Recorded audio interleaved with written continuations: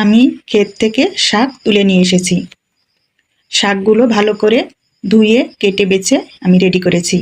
কয়েকটা কাঁঠালের বিচিও সরু করে কেটে নিয়েছি।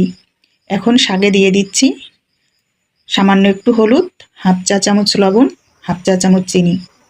এটা দিয়ে আমি কতকগুলো মরিচ তুলতে খেতে গেলাম। খেতে যেয়ে এই ভিডিওটা শ্যুট করলাম। মরিচও তুললাম।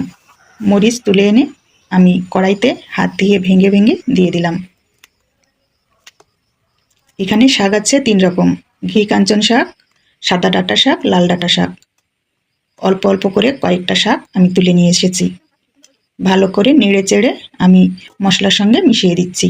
এখন ঢেকে দিলাম সিদ্ধ হওয়ার জন্য। শাকটা সিদ্ধ হয়ে গেছে। আমি নেড়ে চেড়ে ভালো করে রান্না করে নিচ্ছি। তেল দিয়ে দিলাম সরিষার তেল।